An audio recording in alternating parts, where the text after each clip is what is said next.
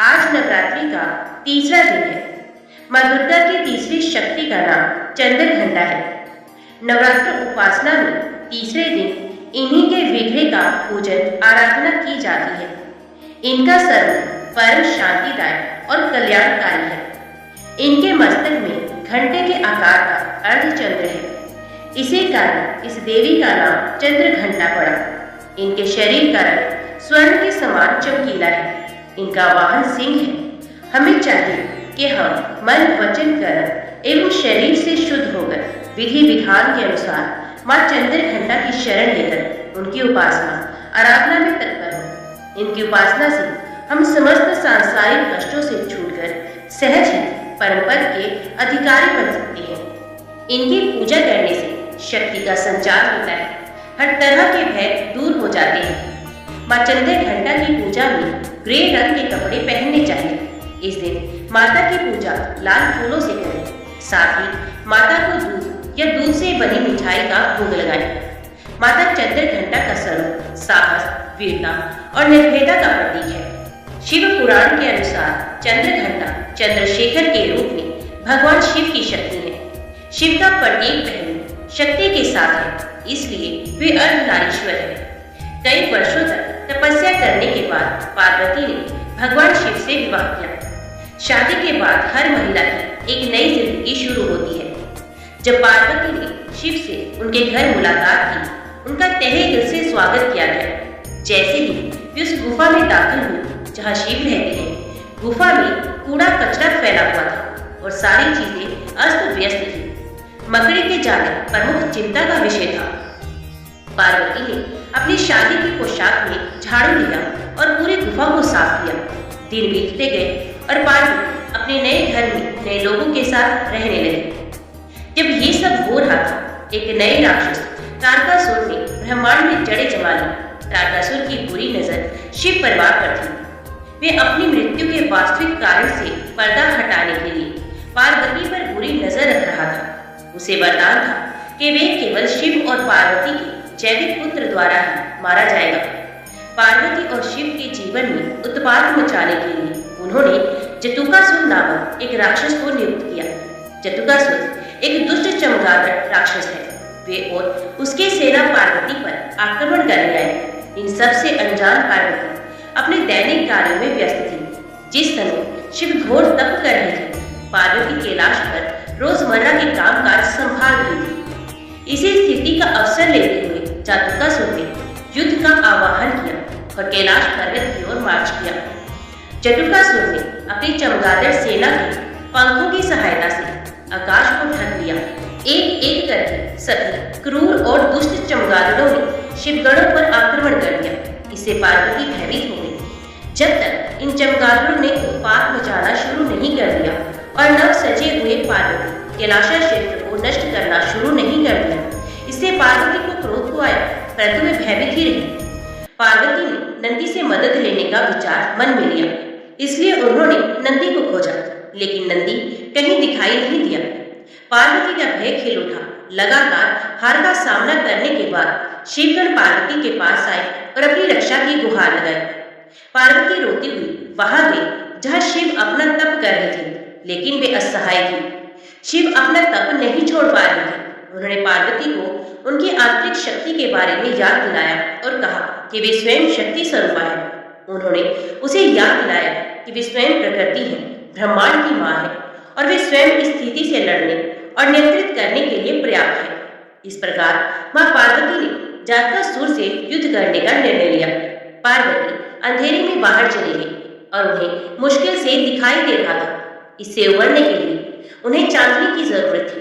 पार्वती ने चंद्रदेव से समर्थन मांगा और वे युद्ध के मैदान को रोशन करके पार्वती के साथ शामिल हो गए। युद्ध के दौरान पार्वती ने चंद्रदेव को अर्धचंद्र के रूप में अपने सर पर धारण किया था। पार्वती को कम रोशनी में चमगादड़ों से लड़ने में सक्षम सेना की आवश्यकता थी। भेड़ियों का एक बड़ा झुंड पार्वती की सहायता के लिए आया। भेड़ियों ने चमगादड़ों पर हमला किया और पार्वती ने जटासुर से युद्ध किया। एक लंबी लड़ाई के बाद पार्वती को पता चला कि शैतान आकाश में चमगादड़ों में सक्रिय है। तो पार्वती युद्ध के मैदान में एक घंटा लेकर आई और उसे जोर से बजाया, जिससे चमगादड़ उड़ गए। भेड़ियों में से एक ने चतुर सुर पर छलांग लगा दी। जमीन पर गिरने पर वे गुर्राने लगा। तब पार्वती ने उसके सर पर घंटे से वार किया। कीड़े जैसे तलवार से उसके पंख काट दिए गए और अंत में उसे मारने के लिए उसे उसकी छाती में डाल दिया। एक हाथ में चाकू और दूसरे हाथ में घंटा लिए पार्वती का ये भयावे रूप, मस्तक पर चंद्रमा और भेड़िए पर विराजमान माता को ब्रह्मदेव ने चंद्र घंटा नाम दिया है। बाद में शिव ने पार्वती से कहा कि ये युद्ध किसी भी युद्ध और बाधाओं, आंतरिक या बाहरी के डर पर काबू पाने का साहस प्रदान करेगा। इसके अलावा कोई भी महिला अपने पुरुष के बिना कमजोर या असहाय नहीं है।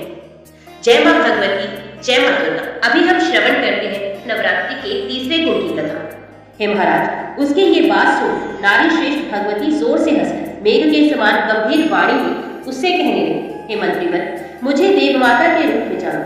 मैं सभी दैत्यों का नाश करने वाली त्रिपुर भैरवी महालक्ष्मी नाम से विख्यात। दानवेंद्र महिषासुर से पीड़ित और यज्ञभाग से बहिष्कृत सभी देवताओं ने उसके संहार के लिए मुझसे प्रार्थना की है। हे मंत्री श्रेष्ठ, इसलिए उसके वध के लिए पूर्ण रूप से तत्पर होकर मैं बिना किसी सेना के अकेली ही यहाँ आई। हे अनंत, तुमने जो शांति पूर्वक आदर के साथ मेरा स्वागत करके मधुर वाणी में मुझसे ये बात की है, उससे मैं बहुत प्रसन्न हूँ। अन्यथा अपनी काल अग्नि के समान दृष्टि से तुम्हें पसंद करूंगी। मधुरता से युक्त वचन भला इसके लिए प्रीतिकारक नहीं होगा। अब तुम जाओ और मेरे शब्दों में उस पापी महिषासुर से कहो, यदि तुम्हें जीवित रहने की अभिलाषा हो तो अभी पाताल लोक चले जाओ, नहीं तो मैं तुझ पापी तथा दुष्ट को रणभूमि में मार डालूंगा। मेरे बाणों से छिन्न भिन्न शरीर वाले लोग तुम यमपुरी चले जाओ।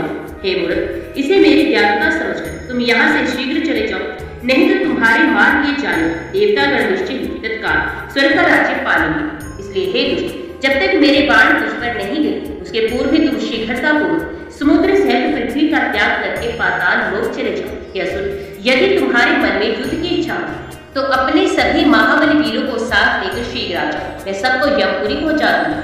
हे महामूर्ख, मैंने युग युग में तुम्हारे जैसे असंख्य दैत्यों का संहार किया है, उसी प्रकार मैं तुम्हें भी रण में मार डालूंगा। मेरा सामना करके तुम मेरे शस्त्र धारण करके परिश्रम को सफल करो, नहीं तो ये श्रम व्यर्थ हो जाएगा।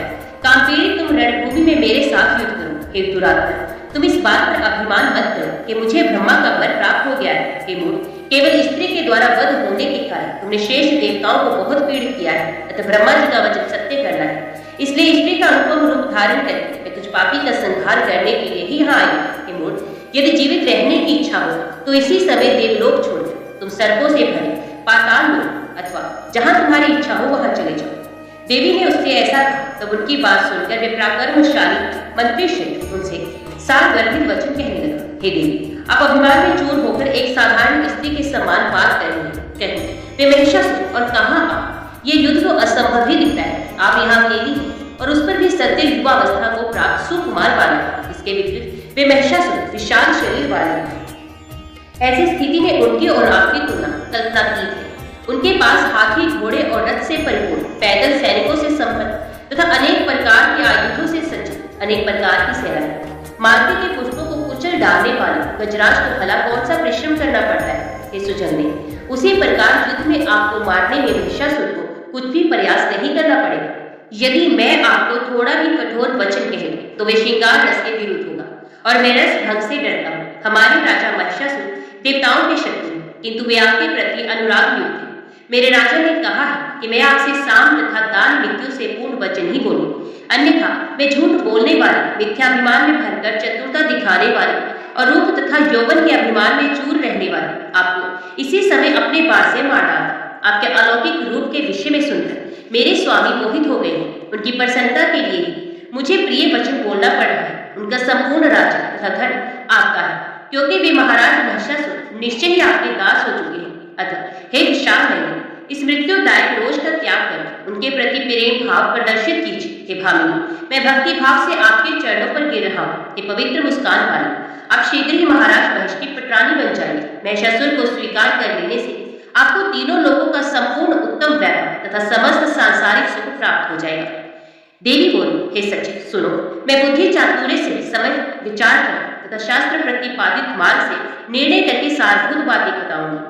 तुम्हारी बातों से मैंने अपनी बुद्धि द्वारा जान लिया कि तुम महिषासुर के प्रधानमंत्री हो और तुम भी उसी की तरह पशु बुद्धि सद्भाव वाले हो। जिस राजा के तुम्हारे जैसे मंत्री वे बुद्धिमान कैसे हो सकता है? ब्रह्मा ने निश्चय ही तुम दोनों का ये समान योग रचा है। हे मूर्ख, तुमने जो ये कहा कि तुम स्त्री स्वभाव वाली हो, तो अब तुम इस बात पर जरा विचार करो कि क्या मैं पुरुष नहीं हूँ? वस्तु तो उसी के स्वभाव वाली मैं समय से स्त्री वेश धारिणी हो गई। तुम्हारे स्वामी महिषासुर पूर्व काल में जो स्त्री से मारे जाने का वरदान मांगा था, उसी से मैं समझती हूँ कि वे महामूर्ख है। वे वीर रस का थोड़ा भी जानकार नहीं है। स्त्री के द्वारा मारा जाना पराक्रमहीन के लिए भले ही सुखकर हो, किंतु वीर के लिए ये कष्टप्रद होता है। महिष की अपनी जो बुद्धि हो सकती है, उसी के अनुसार तुम्हारे स्वामी ने ऐसा वरदान मांगा, इसलिए मैं स्त्री रूप धारण करके अपना कार्य सिद्ध करने के लिए ही यहाँ आई। मैं तुम्हारे धर्मशास्त्र विरोधी बच्चों से क्यों डरूं?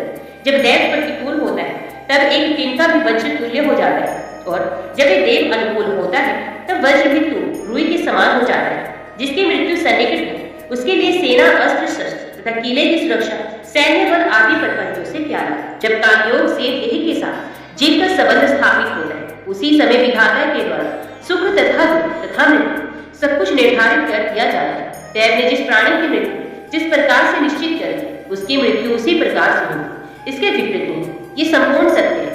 जिस प्रकार से ब्रह्मा आदि देवताओं के जन्म और मृत्यु सुनिश्चित किए गए रहते हैं, समय आने पर उसी प्रकार से उनका भी जन्म मरण होता है। तब अन्य लोगों के विषय में विचार किया। उन ब्रह्मा आदि मरण धर्मा के वरदान से गर्वित होकर जो लोग ये समझते हैं कि हम नहीं मरेंगे, वे मूर्ख तथा अल्प बुद्धि वाले हैं। अतः अब तुम शीघ्र जाओ और अपने राजा से मेरी बात करो। इसके बाद तुम्हारे राजा जैसी आज्ञा दे तुम वैसा करना। इंद्र को स्वर्ग प्राप्त हो जाए और देवताओं को यज्ञ का भाग मिलने लगे।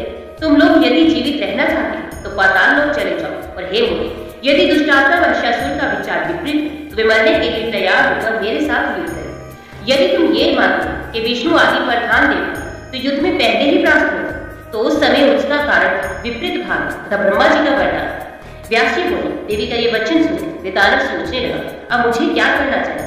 मैं इसके साथ युद्ध करूं या राजा महिष के पास वापस लौट चलूं? किंतु ये भी है कि कामातुर महाराज महिष ने विवाह के लिए उसे राजी करने के लिए मुझे आज्ञा दी, तो फिर रस भंग कर मैं राजा के पास लौटकर कैसे जाऊं? अंत में अब मुझे यही विचार उचित प्रतीत होता है कि बिना युद्ध किए ही राजा के पास शीघ्र चला जाऊं और जैसा सामने उपस्थित हो वैसा उनको बताऊं। उसके बाद बुद्धिमानों में श्रेष्ठ राजा महिष अपने चतुर मंत्रियों से विचार विमर्श कर जो चीज समझेंगे वही करेंगे। मुझे अचानक इस स्त्री के साथ युद्ध नहीं करना चाहिए, क्योंकि जय अथवा पराजय इन दोनों में राजा का अप्रिय हो सकता है। यदि ये सुंदरी मुझे मार डाले अथवा मैं भी जिस किसी उपाय से इसको मार डालूं, तभी राजा महिष निश्चित रूप से कुपित होंगे। अब मैं वहीं पर चलकर इस सुंदरी के द्वारा आज जो कुछ कहा गया वे सब राजा महिष को बता, तत्पश्चात उनकी जैसी रुचि होगी वैसा ही वे करेंगे। ऐसा विचार कर वे बुद्धिमान मंत्री राजा महिष के पास गए और उसे प्रणाम कर दोनों हाथ जोड़कर कहने लगा, हे राजा, सुंदर रूप वाली वे त्रिपुर सुंदरी देवी सिंह पर आरूढ़ उस मनोहर देवी के 18 भुजाएं और उस श्रेष्ठ देवी ने उत्तम कोटि के आयु धारण कर रखे। हे महाराज, मैंने उससे कहा, हे भाभी, तुम राजा महिष से प्रेम करो और तीनों लोगों के स्वामी महाराज की प्रिय पटरानी बन जाओ। केवल तुम ही उनकी पटरानी बनने के योग्य हो, इसमें कोई संशय नहीं। वे तुम्हारी आज्ञाकारी बन सदा तुम्हारे अधीन रहेंगे। हे सुमुखी, महाराज महिष को पति रूप में प्राप्त कर तुम चिरकाल तक तीनों लोगों के ऐश्वर्य का उपभोग कर समस्त स्त्रियों में सौभाग्यवती बन जाओ। मेरा ये वचन सुन विशाल नैनों वाली वे सुंदरी गर्भ के आवेग से विमोहित होकर मुस्कुराती हुई मुझसे ये बात बोली, मैं देवताओं का हित करने के विचार से महिषी के गर्भ से उस अधम पशु महिष देवी के लिए बलि चढ़ा दूंगा। हे मंदबुद्धि, इस संसार में भला कौन मूर्ख स्त्री महिष को पति रूप में स्वीकार कर सकती है? क्या मुझे जैसी स्त्री पशु स्वभाव वाली उस महिषासुर से प्रेम कर सकती है? हे मूर्ख, सींग वाली तथा जोर जोर से चिल्लाने वाली कोई महिषी उस श्रृंगधारी महिष को अपना पति बना सकती है, किंतु मैं वैसी मूर्ख नहीं हूँ। देवी ने पुण्य कहलाया, मैं देवताओं के शत्रु तथा तुझ महिषासुर के साथ रणक्षेत्र में युद्ध करूंगी और तुम्हें मार डालूंगी। हे दुष्ट, यदि जीवित रहने की तुम्हारी इच्छा हो तो अभी पाताल लोक चले जाओ। हे राजा, उस मदमती स्त्री ने ऐसी बहुत कठोर बातें मुझसे कही। उसे सुनकर बार बार विचार करने के बाद मैं यहाँ लौट आया हूँ। आपका रस भंग ना हो ये सोचकर मैंने उसके साथ युद्ध नहीं किया, और फिर आपकी आज्ञा के बिना मैं व्यर्थ युद्ध कैसे कर सकता था? हे राजा, वे स्त्री सदा अपने बल से अत्यंत उन्मत्त रहती है। होने के विषय में मैं नहीं जानता, आगे ना जाने क्या हो, इस विषय में आप ही प्रमाण हो। इसमें परामर्श देना मेरे लिए अत्यंत कठिन है। इस समय हमारे लिए युद्ध करना अथवा पलायन कर जाना, उन दोनों में कौन श्रेष्ठ करूंगा? इसका निर्णय मैं नहीं कर पा रहा। मंत्री की ये बात सुन मधुमत राजा महिषासुर अपने वयोवृद्ध मंत्रियों को बुलाकर उनसे ये वचन कहने लगा। राजा बोले, हे मंत्रीगण, आप लोग निर्भीकता पूर्वक मुझे शीघ्र बताएं कि इस समय मुझे क्या करना चाहिए। आप लोग इस कार्य में प्रवीण हैं, साथ ही साम तथा दंड आदि नीतियों में भी कुशल हैं। कहीं देवताओं के द्वारा रची गई शांभवी माया के रूप में तो ये नहीं आएगा। अतः आप लोग मुझे ये बताएं इस समय किस नीति का सहारा लिया जाए। मंत्रीगण बोले, हे राजा, बुद्धिमान लोगों को सदा सत्य और प्रिय बोलना चाहिए तथा समय विचार करके हितकर कार्य करना चाहिए। हे राजा, सत्य वचन कल्याणकारी होता है और प्रिय वचन अहितकार होता है। इस लोक में अप्रिय वचन मनुष्यों के लिए उसी प्रकार हितकारक होते हैं जैसे औषधि अरुचिकर होते हुए मनुष्य के रोगों का नाश करने वाली होती है। ये पृथ्वी पर सत्यवाद को सुनने तथा मानने वाला दुर्लभ है, सत्य बोलने वाला तो परम दुर्लभ है, किंतु चाटुकारितापूर्ण बातें करने वाले बहुत से लोग हैं। हे राजा, इस गूढ़ विषय में हम कुछ कैसे कह सकते हैं, और फिर इस त्रिलोकी में भविष्य में होने वाले शुभ अथवा अशुभ परिणाम के विषय में कौन जान सकता है। राजा बोला, आप लोग अपनी अपनी बुद्धि के अनुसार अलग अलग विचार प्रकट करें। जिसका जो भाव हो उसे सुनकर मैं स्वयं विचार करूंगा, क्योंकि बुद्धिमान पुरुषों को चाहिए कि अनेक लोगों के मंतव्य सुन और फिर उन पर बार बार विचार करें, उनमें से अपने लिए जो कल्याणप्रद हो उसी को काम को करें। व्यास जी बोले, उसकी ये बात सुनकर महाबली विरूपाक्ष राजा महिष को प्रसन्न करते हुए शीघ्र कहने लगा, हे राजा, वे बेचारी मदमद होकर जो कुछ बोल रहे हैं उन बातों को आप केवल धमकी भर समझे, ये जानते हुए कि झूठ और साहस स्त्रियों की आदत होती है। भला कौन एक स्त्री के कहे हुए युद्धोमार्गी कठोर वाक्यों से डरेगा। हे राजा, तीनों लोगों पर विजय प्राप्त करके आज आप स्त्री के भय से ग्रस्त हो गए, उसकी अधीनता स्वीकार कर लेने पर इस लोक में अवश्य आप जैसे वीर की अपकीर्ति होगी। अतएव हे महाराज, मैं अकेला ही चंडिका से युद्ध करने के लिए जा रहा हूँ और उसे निश्चित रूप से मार डालूंगा। अब आप भय मुक्त हो जाए, अपनी सेना के साथ वहां जाकर अनेक प्रकार के शस्त्रों से मैं उस दुस्सह तथा प्रचंड पराक्रम संपन्न चंडिका का निश्चय ही वध कर दूंगा, अथवा उसे नागपाश में बांधकर जीवित दशा में आपके पास ले आऊंगा, जिससे वे सदा के लिए आपकी वशवर्तिनी हो जाएगी।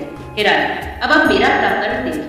विरूपाक्ष की बात सुनकर दुर्धर ने कहा, हे राजा, बुद्धिमान विरूपाक्ष ने यथार्थ बात प्रतिभा समझा, आप अब मेरी भी उत्तम बात सुनिए। अनुमान से ऐसा प्रतीत होता है कि सुंदर दांतों वाली ये स्त्री कामधुरी अपने रूप के गर्भ में चूर हो इस प्रकार की नायिकाएं अपने प्रिय को डरा धमका वश में करने का प्रयास करती है, वैसे ही वे सुंदरी आपको धमका अपने वश में करना चाहती है।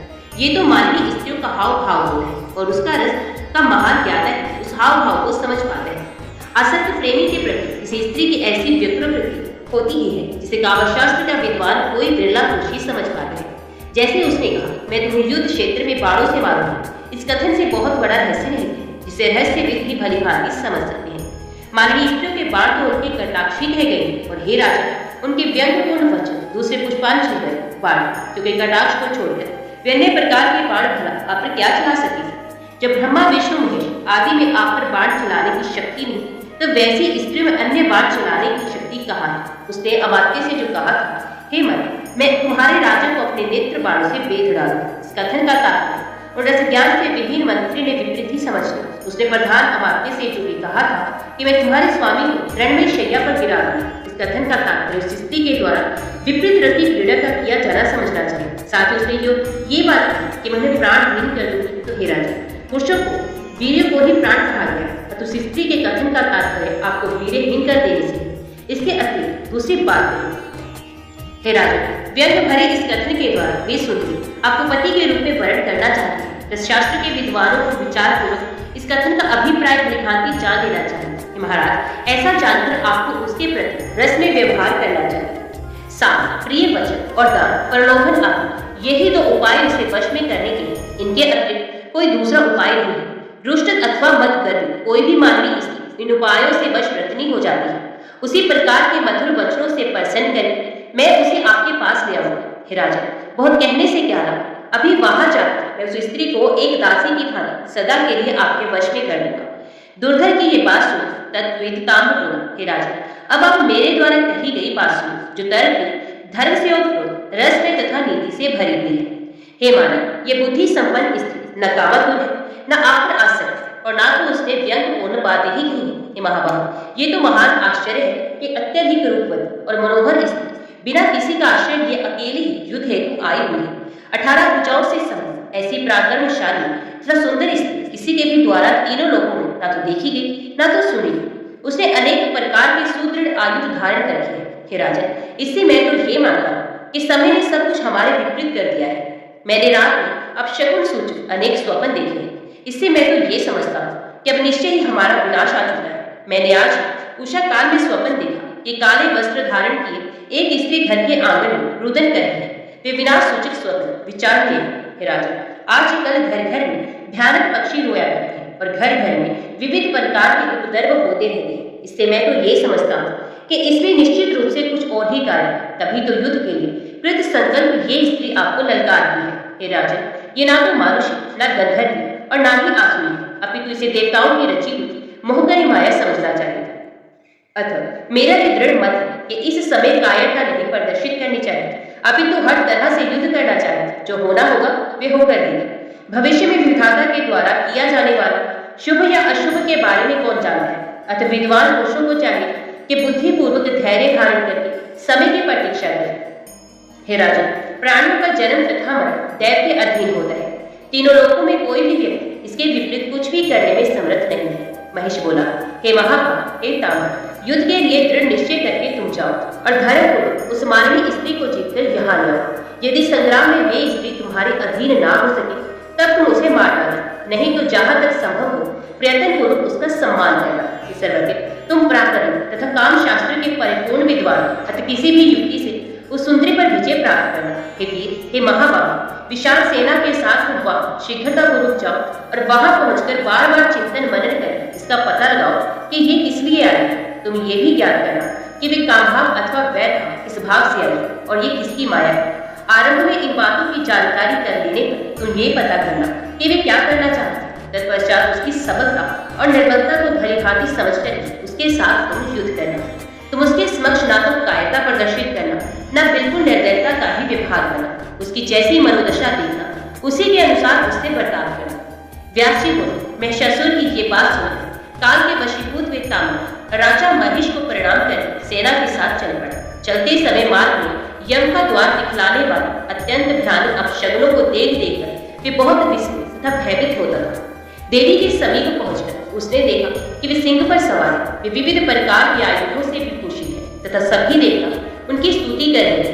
तदंतर उस ताम्र ने विनम्र भाव से खड़े सामनीति का आश्रय लेकर मधुर वाणी में शांति पूर्वक देवी से ये वचन कहा, हे देवी, दैत्यों के अधिपति तथा विशाल सिंगों वाले राजा महेश आपके रूप तथा गुण पर मोहित होकर आपसे विवाह करने की अभिलाषा रखी है।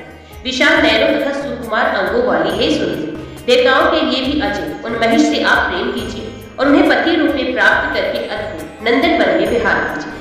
सभी प्रकार के सुखों के निधान स्वरूप इस स्वर्वांग सुंदर शरीर को प्राप्त करके हर तरह सुख भोगना चाहिए और दुख का तिरस्कार करना चाहिए। यही बात सर्व मान्य है। हे कर्पूर, आपने अपने हाथों में ये आयुध किस लिए धारण कर रखे हैं? कमल के समान कोमल आप ये हाथ को पुष्पों के गेंद धारण करने योग्य है। मोह रूपी धनुष के रहते आपको ये धनुष धारण करने से क्या प्रयोजन है? और जब आपके पास एक कटाक्ष रूपी बाण है तो फिर व्यर्थ बाणों को धारण करने से क्या लाभ? इस संसार में युद्ध दुखदायी होता है, अतः ज्ञानी जन को युद्ध नहीं करना चाहिए। राज्य तथा धन के लोलुप लोग परस्पर युद्ध करते हैं, पुरुषों से भी युद्ध नहीं करना चाहिए। फिर तीक्ष्ण बाणों से युद्ध की तो बात ही है। अपने अंगों का शिव जाना भला किसकी प्रसन्नता का कारण बन सकता है। अतः हे धनवंतरी, आप कृपा करें और देवताओं तथा दानों के द्वारा पूजित मेरे स्वामी महेश को पति के रूप में स्वीकार करें। वे आपके सभी वांछित मनोरथ पूर्ण करें और उन्हें पति रूप में पाकर आप सदा के लिए उनकी पटरानी बन जाएंगे। इसमें संदेह नहीं कि देवी, आप मेरी बात माने, इससे आपको उत्तम सुख मिलेगा। कष्ट पाकर भी संग्राम में विजय का संदेह बना रहता है, इसमें संशय नहीं है। हे सुंदरी, आप राजनीति भलीभांति जानते हैं, अतः हजारों हजारों वर्ष राज्य सुख का भोग करें। आपको तेजस्वी पुत्र प्राप्त होगा, वे भी राजा बनेगा। इस प्रकार आप युवावस्था में क्रीड़ा सुख प्राप्त करें, वृद्धावस्था में आनंद प्राप्त करेंगे।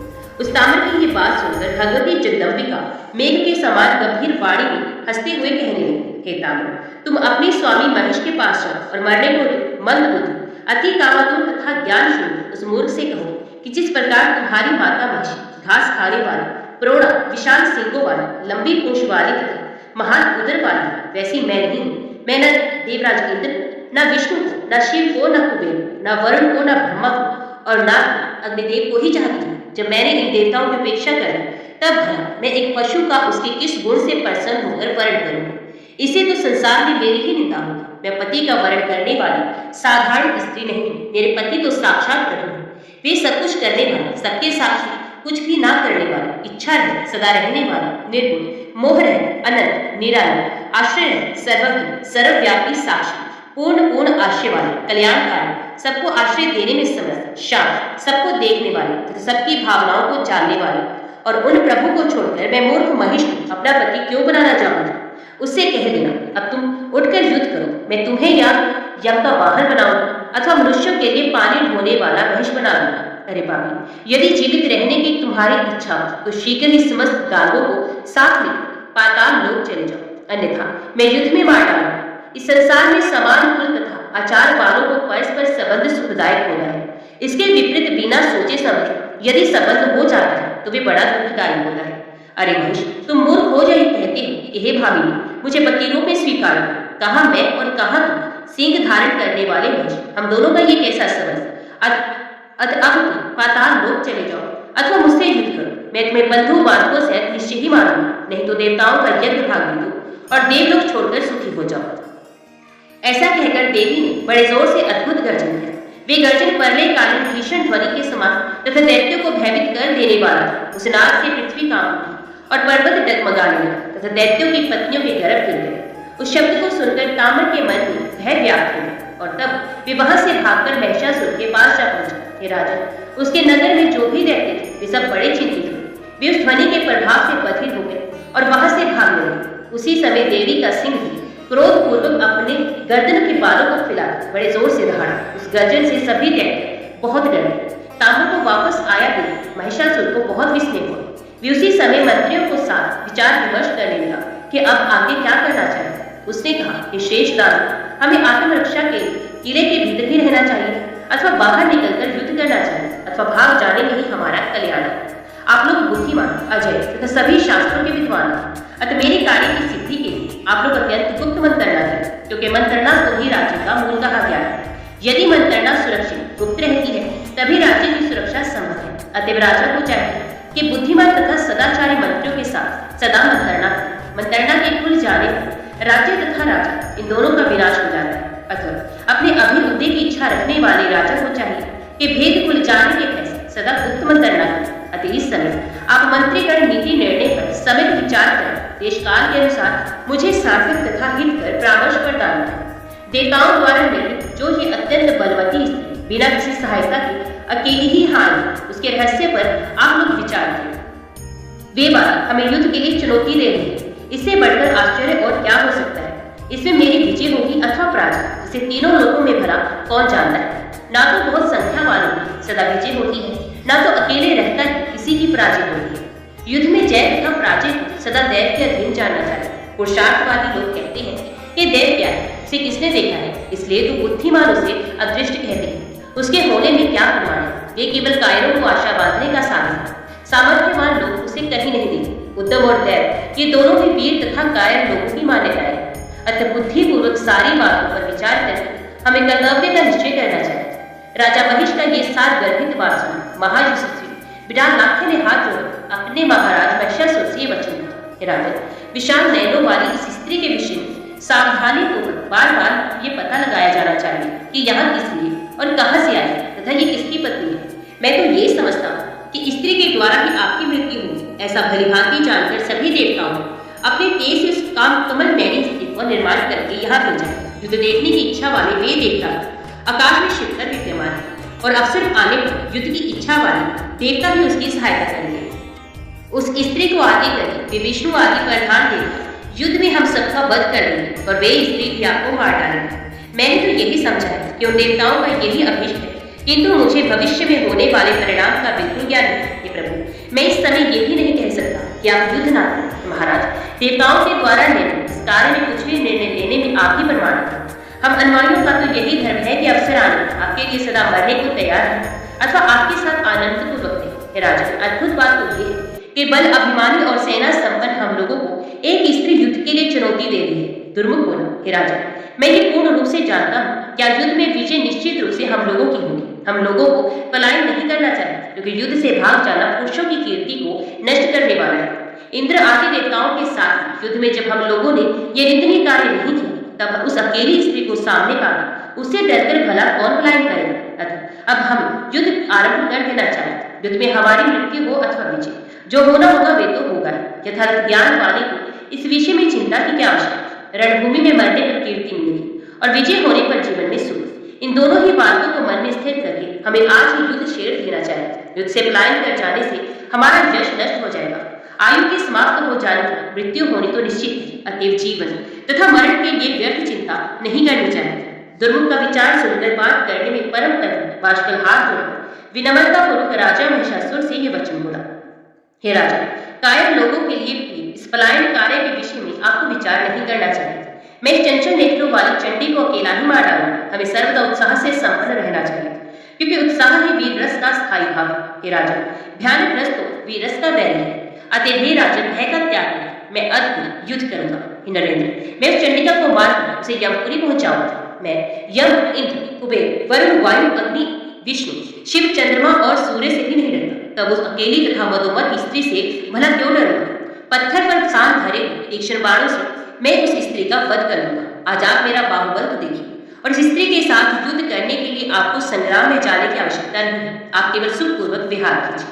दैत्यराज महिष्य मधुमत बाष्कल के ऐसा कहने पर वहां उपस्थित दुर्धन अपने राजा महिषासुर को प्रणाम करके कहने लगा। हे महाराज महिष, रहस्यमय ढंग से आई उस देव निर्मित 18 भुजाओं वाली तथा मनोहर देवी पर मैं विजय प्राप्त करूंगा। हे राजा, आपको भयभीत करने के लिए देवताओं ने इस माया की रचना की है।